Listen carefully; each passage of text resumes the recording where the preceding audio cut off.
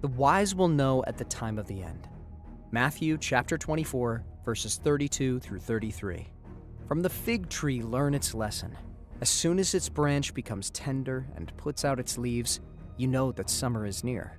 So also, when you see all these things, you know that he is near, at the very gates. The wise will recognize the signs and know we are close. This agrees with Daniel chapter 12. Those in the first century did not live in the time of the end because it is sealed. Only the Father knows what is sealed. Matthew chapter 24, verse 36. But concerning that day and hour, no one knows, not even the angels of heaven, nor the Son, but the Father only. Not knowing the day and hour is stated in present tense in the first century, as no one is supposed to know until the time of the end. This agrees with Daniel chapter 12. After mentioning how no one is to know the day and hour in the first century, the Messiah goes on to tell us that in the future that the day and hour will still not be known, but only for a certain group of people. Matthew chapter 24, verses 37 through 41. For as were the days of Noah, so will be the coming of the Son of Man. For as in those days before the flood, they were eating and drinking, marrying, and giving in marriage, until the day when Noah entered the ark, and they were unaware until the flood came and swept them all away. So will be the coming of the Son of Man. Then 2 men will be in the field. One will be taken, and one left. 2 women will be grinding at the mill. One will be taken, and one left. So, who did not know? Who was swept away at the flood because they did not know? Was it the wise or the wicked? It was the wicked that did not know. The Messiah's point is the same as what we are told in Daniel chapter 12. The wicked will have no clue that the countdown has started, just as in the time of Noah. The end will come as a surprise to the wicked, as a thief in the night. In the future, the wicked will still not know, just as no one knew in the first century, which is the Messiah's next point, bringing it back to present tense.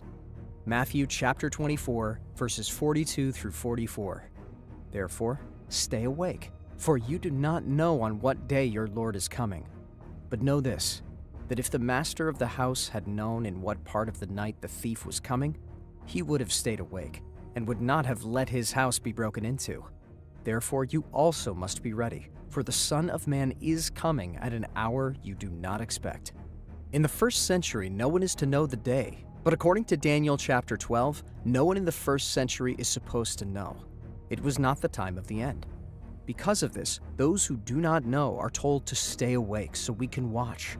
And somehow, watching will lead to knowing these things before it occurs, because for us, the Messiah will not come for us as a thief. Remember, according to Daniel chapter 12, it is the wise that will know and understand the timeline, which is the Messiah's next point, as the Messiah is simply reteaching Daniel chapter 12, and once again points again to the future. For us, the Messiah will not come as a thief if we are staying awake and watching. The wise will know the proper time. Matthew chapter 24, verses 45 through 47. Who then is the faithful and wise servant, whom his master has set over his household, to give them their food at the proper time? Blessed is that servant whom his master will find so doing when he comes. Truly, I say to you, he will set him over all his possessions. Again, the wise will understand, and the wicked will not understand. Matthew chapter 24, verses 48 through 51. But if that wicked servant says to himself, "My master is delayed," and begins to beat his fellow servants and eats and drinks with drunkards, the master of that servant will come on a day when he does not expect him, and at an hour he does not know, and will cut him in pieces and put him with the hypocrites. In that place there will be weeping and gnashing of teeth.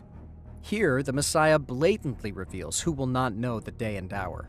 Just as Daniel also said, hundreds of years before our Messiah, it is the wicked who will not understand.